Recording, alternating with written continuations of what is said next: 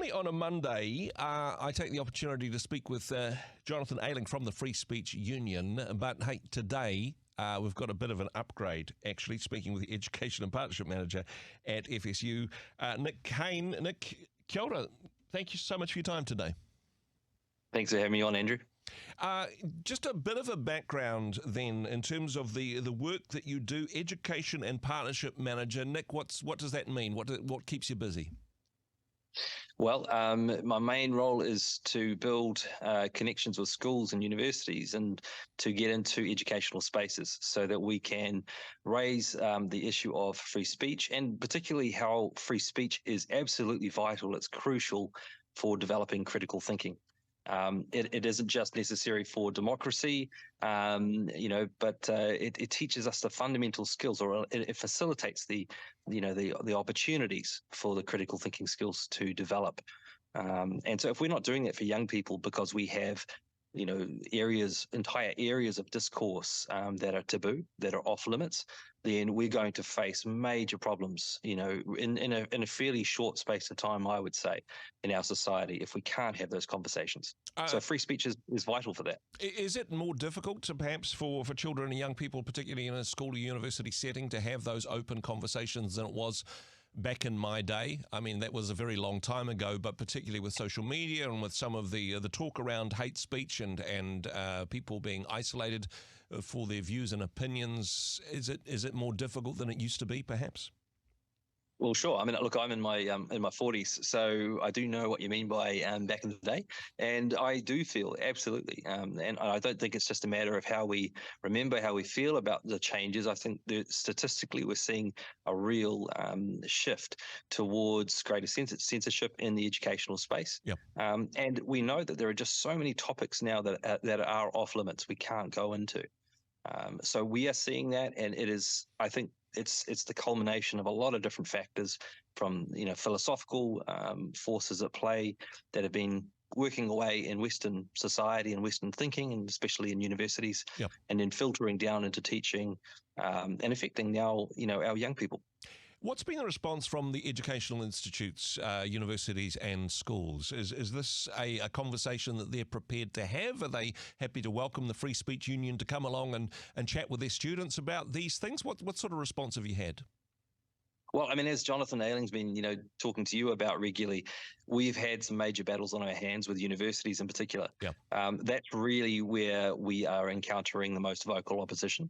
And you saw, obviously, the case with Victoria University in Wellington, the way that a free speech forum became anything but. And we just saw the sort of the whole thing being rigged, essentially, to favour a certain political viewpoint, and to the exclusion of people like Jonathan and others who are trying to represent not so much a political view, but a civil liberty like free speech. Yeah. And that just isn't being heard. We're just hearing, really one particular kind of monolithic way of thinking. I mean, that's happening in universities. Some universities perhaps better than others in that regard. I'm sure it's the same for high schools as well. Are there opportunities for Free Speech Union to partner with schools, to do some coaching, to engage with young people directly?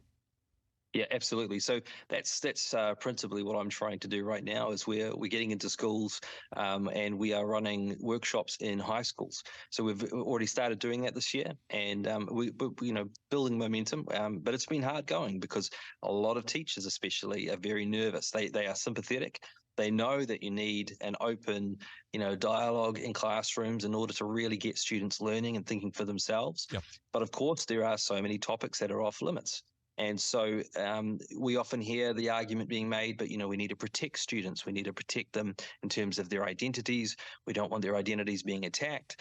And we say, of course, we're not about going in, free speech shouldn't be about going in and victimizing people. Yeah. It's not about going in and attacking people for their personal identities. It's simply about saying we have to be able to have some tough conversations at times. And if people are offended by that, let's try and make it about the ideas rather than the personalities, rather than the identity of the actual student or person involved. And we've lost that idea, that idea of not going for the ad hominem approach where you attack the person, and rather saying let's challenge the ideas. And if robust conversation and debate is a product of that, well, so be it, because we know, and we have seen this throughout history, we've seen that particularly in our more modern history, that it is the way that we differentiate ourselves from authoritarian regimes. Yeah. The liberal democracies of the West have, for many decades, been sort of a paragon of freedom. So this is how we do it. Exactly. We start young. However, when it comes to, I suppose, being risk averse or harm reduction, you can understand particularly wanting to get this right at, for example, a high school level, where there is a responsibility on the school, on the staff, on the teachers, on the board, to make sure that no harm is done to pupils under their watch, as it were. Do you think the pendulum swung too far? Are we too risk averse? Too much cotton wool in our school system, do you think? Absolutely. I mean, we have. I wouldn't even say it is a genuine risk. I think the risk, if we don't do this, if we don't actually talk about the fundamental need for free speech, is that we are going to allow more and more severe authoritarian approaches take place in terms of government, in terms of bureaucracies, in terms of how we even work, our professional spaces. Yep. Are we going to be dictated to, or are we going to be treated as equal citizens in a democracy, where that should come with the opportunity to speak freely and to add to the debate, to contribute to the debate. But we are seeing what is, I think, most of the time an invented type of harm. This isn't a real harm. Yes, of course, if you victimize a person, then we have laws already that account for that make provision for that, harassment, and that type of thing. Those things are already covered by the law. Yeah. So we are going into territory now where we are sort of basically taking this therapeutic approach, and we treat everyone as though they're a victim of something and they have to be on the shrink's couch. And if we treat young people like that with kid gloves all the time, they're not going to learn resilience. They're not going to understand how they can separate the issue from identity or from personality. Being taught how to think, not what to think, and all that type of stuff. Absolutely. We say that all the time. Free speech is a method. Yeah. When it comes to, I suppose, schools picking up this challenge, engaging with you guys, inviting you to come and speak to a school assembly or working with a coaching program in schools, what's been the response to that, Nick? Many takers? Well, probably not surprisingly to a lot of your listeners, Christian schools have been more receptive. And I think that's simply because, to a large degree, churches have always been open to the idea that we discuss things, that we talk about things as a community. And I suppose most churches have taken that approach where, there's a congregation of people who are there on equal terms, so to speak. And so I think it's not an accident that we see, this openness in Christian schools, but we are seeing it from other schools too. It's just hard going because people are afraid, especially teachers are afraid. They don't want to risk their jobs, because we have seen cases now of teachers who have been taken to the teaching council for saying things or objecting to things or having conversations perhaps that they shouldn't in terms of the teaching council's view. Yeah. And yet these were perfectly legitimate conversations to have even just 10 years ago. And care and protection issues just shutting down the conversation before it's even started in that regard. Yeah, now, I mean, there'll be people listening to this who are engaged with their local community. Perhaps their kids are at high school, perhaps, I don't know, involved with the local board. This is the level where I suppose you can set the tone of what sort of school you want to become, what type of educational environment you want to be for your children.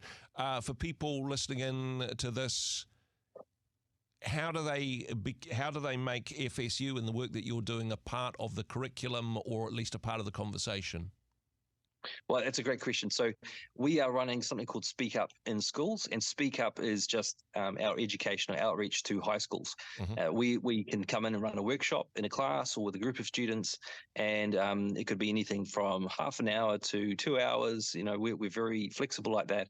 We'll work with high school students mostly, and the aim is to get them thinking about free speech as an important tool for critical thinking, and of course as being citizens of a democracy, what is your responsibility as a citizen? Should you be informed? Should you be, able to think critically about things? And free speech is absolutely vital if we want to be able to foster that in our young people. Okay. We're also trying to reach out to teachers, and so we want to run, more training for teachers. We're trying to do that at the moment, and then also we do see that the general public has a real hunger for the kind of being, I guess, better informed around the issue of free speech. So a lot of people have a general sense of, yes, I like free speech, but they want to know how to better present that to friends and family and people they talk to, because they people like to be able to articulate their position.